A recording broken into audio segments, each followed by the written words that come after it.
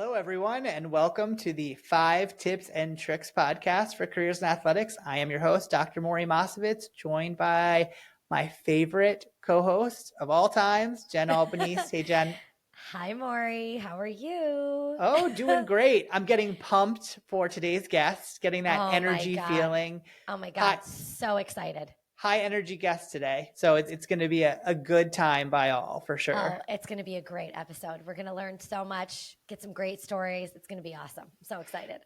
So have to pick up on where we had. So Jen and I had lunch today.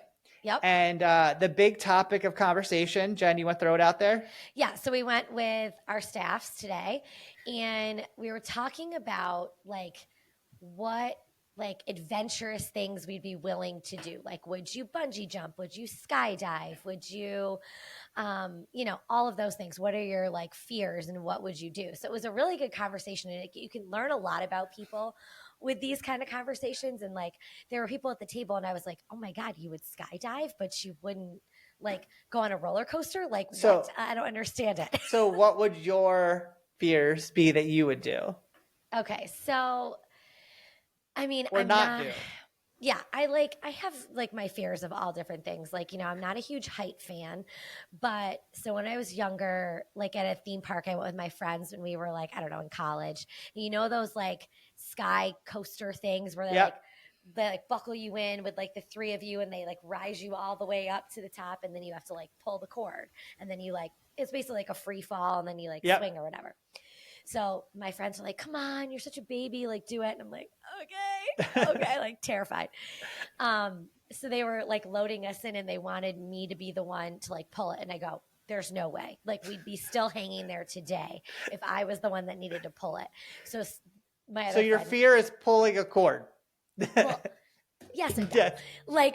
Knowing that you're actually going to do that to the yourself, one that has to do it.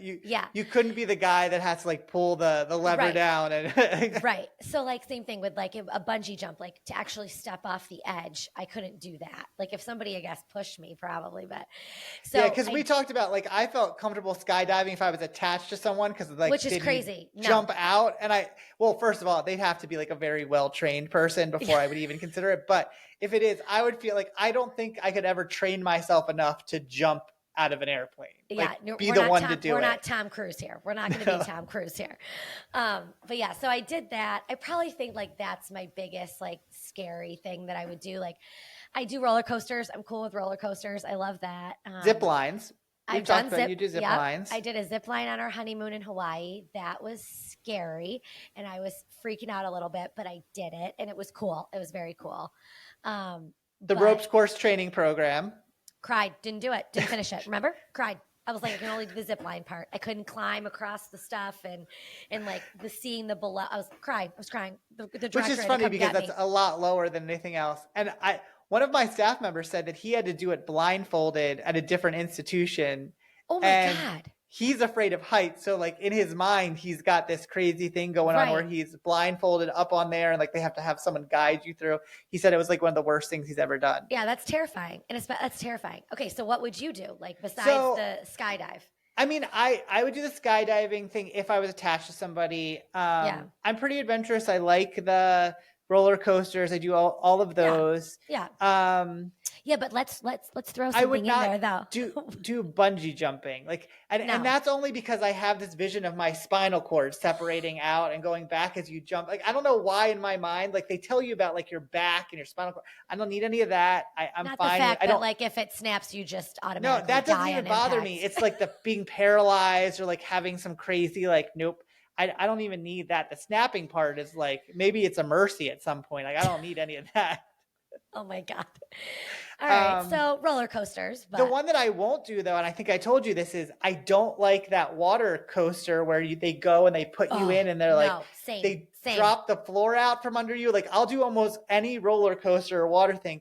But that thing, I did it once and I really did not like it where it's counting down 5, 4, 3. And then the floor is leaving you and the lady's don't bump your head as you go down. And I'm thinking that I'm going to drown and have a huge head paralysis. No, won't do that one again. And did it once. That was good. Yeah, no. And me as like a smaller person, I feel like I wouldn't be able to be sucked back enough and then like fly forward and like. Well, it's really a bigger person because their body weight's pushing them forward. You should be good going the other way. Regardless, that's a definite no. The other thing I was going to say though is, you like rides, but apparently you and your wife have this thing where you don't go on rides that are not physically attached to the ground and don't move from city to city, right? Isn't that your thing? Well, that's a rule for my wife. Like I wouldn't do it, but it's more of the safety of the coaster. So her rule with the kids is that you can't have a ride that folds up and then goes away. She just feels that that's not a safe thing. So those field day rides are out. Those field day rides any of those like state fair field day rides, and it's really more of her rule than mine. Like I understand it and I respect it, but she doesn't think like you should be going on the twister blister upside down thing and then all of a sudden they just fold it up in 20 pieces and put it in the back of the truck and drive away. So she's not a fan of that. I guess I get that too. But yeah, especially like you watch those stuff on YouTube where they're like swinging and then all of a sudden they start. Nope. So that's a wife rule. I do respect it, so I do live by that. But it's not personally as big a fear. As a child, I think I did a gazillion of those. But so basically, bottom line is, guys, we don't like to do anything adventurous. We're very like, let's go on the roller coasters at Disney and work. Yes. So when we say adventure, we go on roller coasters. Is what we do. Yeah, pretty much. So, and we feel very brave. Very brave. With that, probably our guest that's coming up is the exact opposite. And would like 100%. Jump out of an airplane, do it. Like, he could pick up the airplane and throw it at somebody. Like he's the exact opposite of this, but we are really looking forward to him. So everyone stay tuned for after the break. We have a great guest coming up. So we'll see you when we get back. If you're enjoying this podcast, please follow us on your favorite podcast streaming service. The 5 Tips and Tricks podcast is a part of Athletic Career Consulting, a group focused on educating and guiding high school and college students looking towards careers in athletics. To find out more, go to our website at www.athcareer.com. That's ATHCAREER.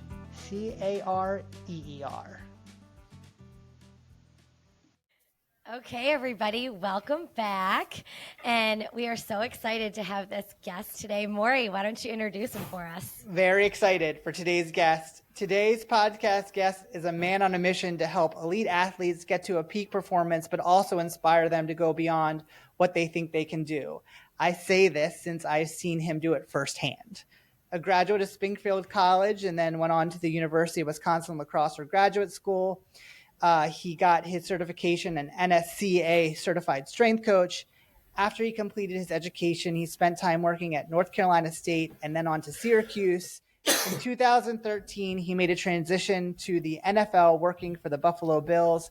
His resume includes being on winning teams for the Micron PC Bowl, Insight Bowl, Pinstripe Bowl, 2 lacrosse national championships, as well as 4 AFC East Championships teams. Great to join us today by Hal Luther. Welcome, Hal. Hi, Thanks Hal. for having me, guys. Appreciate it. Really good to see you, Morey. It's really good to see you. Jennifer, I'm sorry, but no, that's okay. Morey and we've got a history, We spent a lot of time with those lacrosse teams. Yeah, there was a lot of lacrosse team time. I wasn't sure what that thing was going to be, but I was like, oh boy, here we go. Integral part of 2 championships. It was a good time. Yeah, it was. It is. I've been very fortunate to be around a lot of great athletes, great people, organizations, programs, and, been fortunate enough to be successful at every different level. But I will tell you, that was really fun. I really enjoyed being a part of that. A lot of people don't realize that team really struggled before that kind of changed and all the mentality changed. And you were a huge part of that they still say hold the rope. And a lot of people don't realize that came from you, that was awesome. You teaching them to say that and have a mental mentality to keep it going. So John Galloway said, who's now the head coach down in Jacksonville, I keep in contact with him pretty well. We talk back and forth. He wants to know, hey, what was the stuff we were doing? And somebody sent me Brooke Chase's son, Sammy. Yeah. Took a picture of a T-shirt they had down there. And on the back of the T-shirt, it said, it's the price you got to pay if you want to dance in May. Yeah. And underneath, this was the part that got me, underneath, he gave me the credit. He hyphened it. Of course he did. It was Hal Luther. I'm like, and Sammy's down there is like, I'm in Jacksonville, Florida, and I'm reading a T-shirt, and your name's on it. Why? You're all over the place. By the way, Galloway is one of our podcast guests, so you definitely hit it on the head. It all comes full circle. He's great. He's awesome. He's been great. Like I said, my son Jackson's starting to get, and the girls are getting into lacrosse, and I called down there. I'm like, hey, if you got any broken sticks or old stuff, and blah blah blah. I got 3 boxes full of stuff. He's wearing a Jacksonville helmet at practices, and the kids are like, where did you get that? He's like, oh, my dad knows John. The connection. So it's fun. Yeah, it's fun. It's good stuff. Mm-hmm. Okay, awesome. well, That's awesome. I guess we'll dive into the meat of this thing. So yeah, let's go. We do 5 tips and tricks. So let's start off with what your first tip or trick would be for those out there. Well, so almost 30 years of experience in the field, strength and conditioning, and I think if you looked at my programs since 1998, 2000, and you look at my programs now, they obviously look very, very different, but not really. Point being is you have to be very, top of the line, cutting edge. You have to be exceptional at your craft. If whatever you choose to be. These are the same conversations I have with my kids, right? Interns that I have, coworkers. You have to be exceptional. You got to understand that where I'm at right now, and I don't take this for granted one bit. There's only 32 people in the world that have the job that I have. Right. That's it. Yeah. There's 32. So it's really hard to get there. From the strength and conditioning professional, I'm in this little box, and then there's all this down here. And I live down there too. I mean, don't get me wrong. I was down there. What I found is that you can't be good. You can't be really, really, really good. You got to be exceptional. You got to be excellent. And you have to challenge yourself every day to be that. You have to research everything. You have to, get out there, find out, research, do it. It may not work for your program, but you still need to know. You can't just look at it and go, that's not going to work for us. You got to go find out. You got to dive deep. You got to do your due diligence. And then you decide, is this something that's going to fit? Is this going to fit our time frame? Is this going to fit our players? Is this going to fit what we're trying to accomplish? Because something may look really good, and it might be great for two players. Right. But all of a sudden, I got 45 guys, and I got an hour and a half, and I got to train them. And if I implement that, then maybe I'm not – it's kind of a risk-reward thing. Mm-hmm. And you got to go with what you're going to get, bang for your buck. What's going to help not only that particular player but the entire team. So that's what you got to really do as a professional in this field is you got to really that must have changed though, because you start not that you have some excellent college players, but you go from a college setting where you have a lot more guys on a roster, a lot bigger net out in college football to what is like the pinnacle, most select group of football athletes in the country coming into your organizations. It's definitely a different style. And it took me about a year to figure that out because, as you know, Morey, I worked with football. It was myself and Coach Hicks. We had 108 guys. And then on top of that, I think we had 75 lacrosse players. Yeah. Right. So between the two teams, I'm dealing with almost 200 athletes every day. Very hard to be individualized. Right. Very hard. The NFL is a different animal. Right now I got 90 guys. And in 2 months, I'm going to have 50. Right. Yeah. Wow. And then you peel that back a little more and you go, I got 20 that we really got to lock into. Mm. So that's when it gets different from a programming standpoint. Yeah. Okay. So we have to be and not only that, but we're talking about, when you're in the college world, you're dealing with 18 to 22-year-old kids. Right. Mm-hmm. Right. I can throw those kids off the building and they won't get hurt. when I was 18, 22, I never got hurt. I mean, I didn't know anything. So you could train those guys. Well, all of a sudden you step across the line, I could have a 22-year-old rookie. Right. And then I got a 35-year-old vet that's been in the league for 14 years. He's got 4 kids. He's had 2 ACLs. He's got an Achilles, plays defensive tackle. And I'm like, I got to train this guy different. Right. Right. So that was part of also,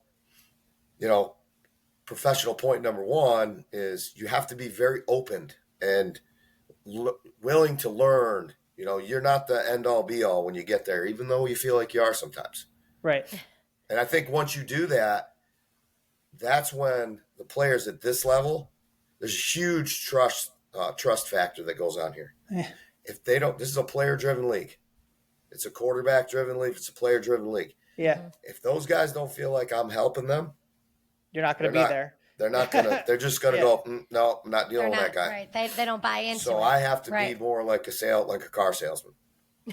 And I got to know what I'm doing. And you got to know, because if you don't know and you say a bunch of BS and they go out and they find out and they come back, they're going to be like, I'm not talking to you anymore. Well, it's their job too. I mean, that's how they live. This is their income. And, in college, I mean, it's changing a little bit, but these are guys that are professionals. Like, it is by all means, like, what they have made themselves into. And you said excellence. They are excellent at their craft. Absolutely. And they need the people behind them to support them in excellence. And so it makes 100% sense. Yeah, absolutely. So I think that was the biggest challenge for me. Quite honestly, I really enjoy that. Yeah. More so than I did the college world, because I'm more of a people person. I like to talk. I'm not a negative guy. I'm not a mad guy. I'm a pretty happy dude. I'm a pretty happy guy. Class, okay, do 20 laps, and we got to figure out because you missed class. That's just not who we're not. We're not doing that. No. We're gonna figure it out, and that's a challenge for me too. Is like, how can I relate to this player? How can I get him to understand that? Yeah. This is your livelihood, but not only is it your livelihood, it's mine. Right. I got 4 kids. We just talked about it. I'm living a really, really good life because of this game. And it's my job to make sure these guys are performing at a high level, and not only that, on the field playing. Yeah. Availability is number 1 in the NFL. Yeah. Yeah. So we use that as a tool. Our area is a tool, preventative. And at the same time, we want balanced, explosive, strong, all that stuff. But all that stuff ties into being available and playing. Right. Okay, so we kind of dive into a lot, but what would be your second highlight that you'd go on? All right. Everybody get your pen and paper out and write this down, because this is like super duper secret stuff. I'm ready. Be nice to people. Yeah. Try it. It's not that hard. Yeah. Okay. I've been around for a long time. I've seen a lot of different things. I've seen the video guy from the Baltimore Ravens 5 years later become the head coach of the Cleveland Browns. Right. You never know. Right. Be nice to people. Yeah. It's a pretty simple thing. It's not that hard to do. It makes everyone's life a lot better too. Just do that. I mean, I swear, Chris and I have this conversation all the time. I think the minority in this country is happy people. Agreed. 100%. Without a doubt. I'm like, that's so true. And I do not subscribe to complaining one bit. I go to my son's, travel baseball, and parents are just, I'll be here for another hour if you want to get on that. I was going to say. That's a whole nother podcast. The problem with youth sports is not anything other than parents. Parents need to get out of the way, because they're going to get their feelings hurt here in about a year. Right. I mean, in college sports, it probably wasn't very much different, as you remember. That sometimes the parents probably should have not been in the stands and where they were doing and what they were saying. But now it's on a completely different level. Yeah. It's like, parents are email coaches. Coaches are like, I'm quit. I'm done. Parents are running them out. It's stupid. So I know. But again, my point, these are all the things that I guess I was asked a couple of years ago. We were talking earlier, my 26 years of coaching, either, at the Division I or the NFL level, I've been at 3 schools, and I've worked for 7 or 8 head coaches.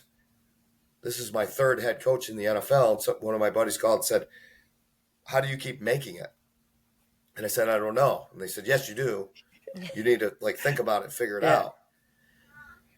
So that's where these tips and rules have kind of come from. You know, you got to be great at what you do. You be nice to people. And number 3, don't embarrass your organization or your program. Yeah. So there we go. Right on to number 3. Right on to 3. Let's go. I'm not. I mean, let's be serious. Go straight to it. Yeah. Let's be serious. I'm support staff. Right. I support the coaches, the athletes, the players, the athletic training, you know, the scouting department, the general manager. That's my role. My role is to support those entities. I'm not my own, you know, I don't run everything. I'm not my own guy, just run around. So if I go out and get a DWI or beat up my wife, I'm gone. Like, right. They don't care. You know, and I've seen too many of my friends, associates, do stuff like that. They've had the whole thing, and you know, it's just like, what are you doing? I mean, how many people think they're bigger than the organization, and they come to start figuring out that very quickly you're no bigger. You figure it out real fast when you get a DWI, and all of a sudden your car doesn't work the next day. You can't get in the building. Exactly. And all your stuff's getting sent home to your home in a box. And that's real. That's what happens. I'm the one that ends up having to turn off the card and pack their box, unfortunately. Right, you are. That's why I won't take a work car or a work phone. Yeah. I said, if you want to do that, just give me the allowance. Exactly. Because right. when you fire me, you got to take my car, you got to take my phone. Well, how am I supposed to get a job if I don't have a phone? And no car and a phone, and I can't go get a car because I don't have a job. Right? So, right. No, some of the stupid stuff we got to think about, you know. It's amazing that like we talk to so many people lately, and it's about those interpersonal connections. I mean, it's been like, if you're nice to people, if you have a positive attitude on those sides, it's going to come back tenfold to you, because that's the environment that you're creating. Yeah, no question. You know, I think, and do you want to elaborate on point number 2? I know I jumped right to 3 for you. No, 3's good. You're good. Okay, all right. And so number 4, or do you want to do 3 still? No, go ahead. Go on. This is your train. You keep driving it. I mean, 3, everybody gets that. Like 2 and 3, you get it. Sometimes somebody's just got to say it out loud, and everybody goes, "Oh yeah, you're right. I know." It's kind of like saying to your kids, like, "What are you thinking?" You're like, "I don't know." Like, be nice. Like, tell your kids to be nice to your too. sister. Sometimes, like, I know. Oh, so, I know. Oh. Yeah. So number 3 is obviously don't embarrass your organization. We're not in that role. Nobody is. I mean, 2 of my best friends are general managers of NFL organizations, and gone. Right. You know, done, over, family wrecked, everything, just a mess. And it's like, come on. So number 4 would be, and I have this conversation with our interns every year. And, you know, they come in, and I remembered when I was an intern, and I always say, "Hey, this is awesome, isn't it?" They're like, "Yeah, this is amazing." I said, "How do you feel right now?" They're like, "This is the best day of my life." I'm like, "Great." I said, "You know what? You have to feel like that every single day." I said, "I've been here for 12 years. I feel like this every single day." Because if you don't, you know, you're tired or you don't want to, there's 10,000 people standing outside that door that will come in and do my job for a quarter of the money. But the X factor is they won't do it better than me. Right. So you have to have that kind of mentality. And that mentality, the only way you can do it is great energy, great enthusiasm, love where you are, love the people around you, be grateful that you're there. You know, I have so many friends and people that have, you know, they're here and I'm working with them, and they're like, "Yeah, I'm trying to get this job. I got to get to that job." Right. Well, you won't get it because you're sucking at your job right now. Right. Trying to get to the other job. Because you're not focused on what you're doing. Right. You know, you're not, just be where your feet are. Right. I have never been on a job interview. Right. I don't even have a resume. your career is your job interview. The people you know is your your resume. Your reputation is your job interview. And that's just from following all those little rules, Right. And this is hard, and I know that, this is a great thing that you're doing, because you're, putting people on there that have kind of been through and done it. And I know we talked before. I think this is the part you want me to say, like, what do I do? What would I do again? Jen will tell you. Jen, go. Jen, all right. What do you know now that you wish you knew then? So what do you know when you first started? What do you know now that you wish you would have known the first day you started? So this is a tricky one, because I'm going to spin it around a little bit, because it wouldn't be Hal if we didn't just twist it a little bit and make it super cool. Right. So it's kind of like, would you change anything? Right. Yeah. Right. No, because if I did, I wouldn't be here. Like, I'm a believer in that. Right. Like,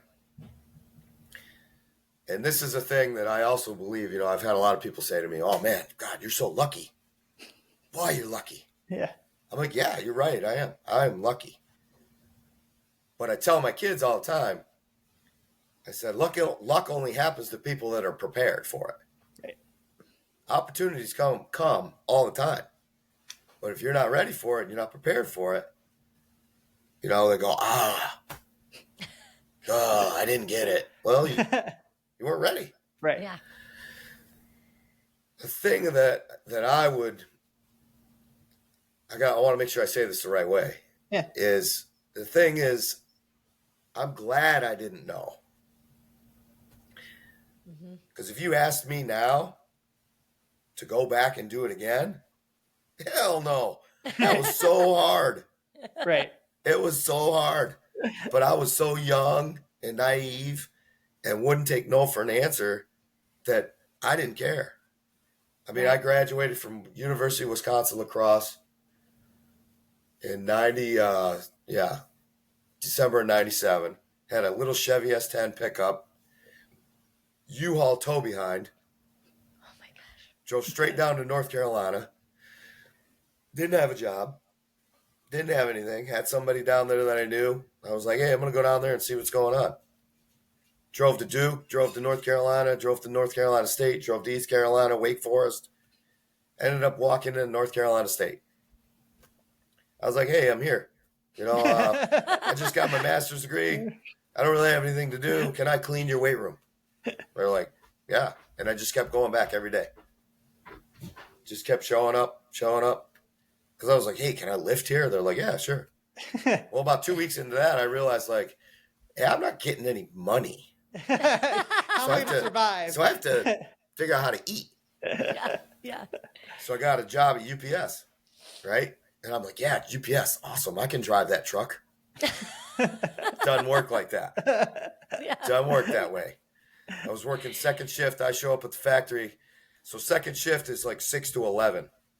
I'm in the weight room from 6 a.m. to 4. 6 to 11. And I thought I was going to drive the truck. They're like, no. You go over there and you load the truck. Yeah. Well, I'm a Northeast kid. I've never been in heat. Yeah. It's April. It was ungodly. I'm like, how do people live down here? Sweatbox. Yeah, unbelievable. So I went through that and I did that. And finally, I'll wrap this up in real quick. But finally, good. You're good. Keep it going. You're good. Finally, I, the top assistant with football took the head job at Florida. The number 2 guy moved up to the 1. They're trying to, interview, blah, blah, blah. I print off like 30 resumes because I'm in the office when all the resumes are coming in for that job. Whenever this is when I met Coach Hicks. Whenever Coach Hicks would leave and go to the bathroom, every other resume I would stick my name in. So he'd be like, oh. And then all of a sudden he'd be like, then he'd look at me. I'd be like, then he'd be like, oh. And then he'd pull another one and be like, I'm like, the whole thing's like that. I'm just telling you. And then, awesome. It worked out and I got paid. I got paid $12,000 a year, my first job. Wow.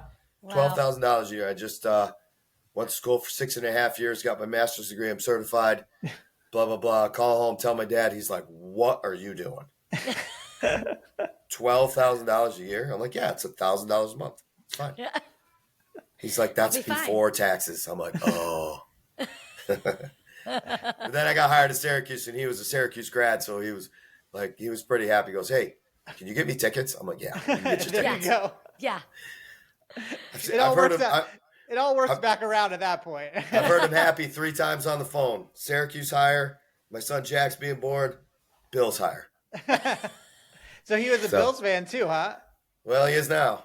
That makes sense. No, we weren't. We were Giants fans growing up, so it's crazy because obviously 1991 or 2 or I think the Giants beat the Bills in the Super Bowl, and I was like, yeah, but all of a sudden people around here, I'm like, oh god, you can't bring that up. You can't bring that up. That was horrible. Yeah.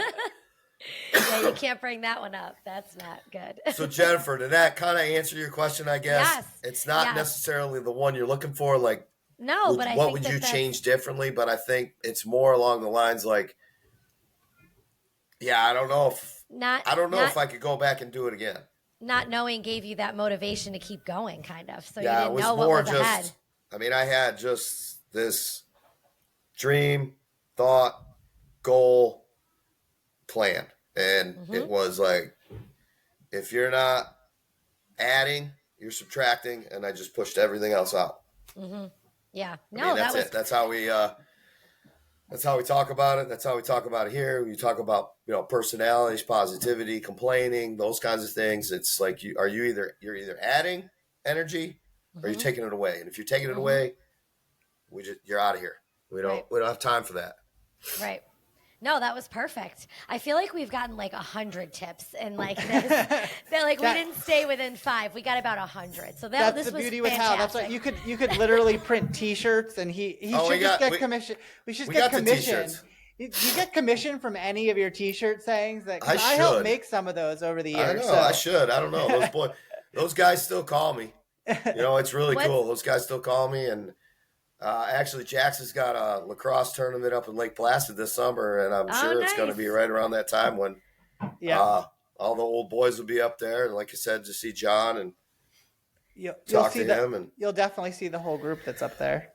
Oh, that Lake Placid. There's so many people that they'll go probably to that. get nervous when they see me. They're going to think you're going to. What are we doing? Yeah, the lacrosse experiment was definitely fun. Yeah, but it was fun. It was a cultural shift, and it was. I did shock them a little bit. And then you kind of took it into everything you did. Like I saw, like you worked with this group and you turned them into an elite group. That they're going to go down in history. And you work with a lot of great programs. So it's pretty amazing. Well, let's just make sure we. Get this straight. Those kids were really, really good lacrosse players. They were. I didn't have anything to do with that. It was more just getting them to unlock it and believe and, again, be available. That was one of the big issues why I came back over. Yeah. And, we had a down year, and a lot of it was we lost some 1-goal games, and it was, for whatever, it just wasn't happening. And we had to come up with some kind of an edge. And that's really where Hold the Rope came from. But it showed me, like, being very young and seeing, like, every piece of the puzzle and every person that's involved with that, that support group makes a big difference. Like, huge. It takes that whole group to build something like that. And I feel so blessed to have been through that experience and been through it with someone like you and all the other people and Troy and all these other people I could name that we've had, and the coaching staff, and just had this experience because it was a group that, you always will have that experience to go through. You can't win. You got to have all the pieces. Jennifer, I'm going to drop some more knowledge on you. Ready? Yes. Okay. I'm ready. All right. Here's the deal. Those boys are awesome. Football kids, boys are awesome. But at the end of the day, we all know there's a whole bunch of alphas running around. It's kind of a jungle down there. Uh-huh. You got to have a lion tamer. That's right. You got to have one. And that's right.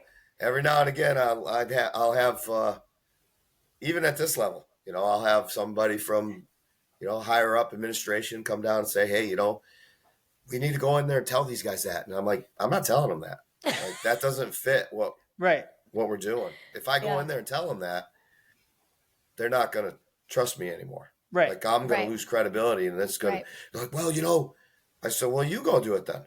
And they're like, well, I said, yeah, you don't want to go in there. I said, you don't really like me sometimes, but you need me. Yeah. And that's real. Like, support staff. Yeah.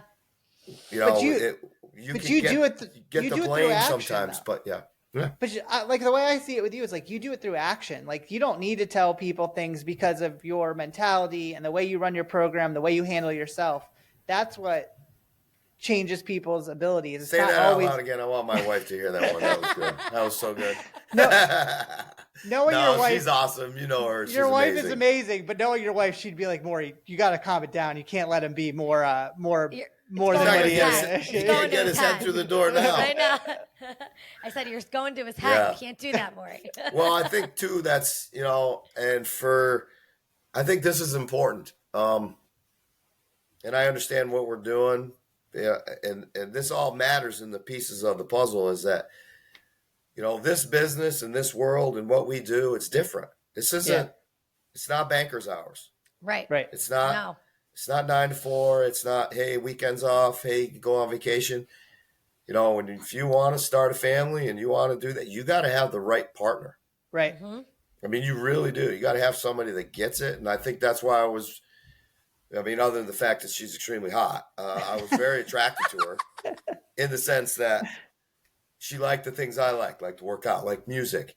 Right. But she was involved in athletics. She understood it. Right. She worked at the college level. So it wasn't like, well, where are you? How come you're not here? We never get to take vacation. And I'm like, I get it. And that's why, that's important for all you people out there listening that think you want to, get going. Make sure you have the right person. Make sure your partner understands what this is.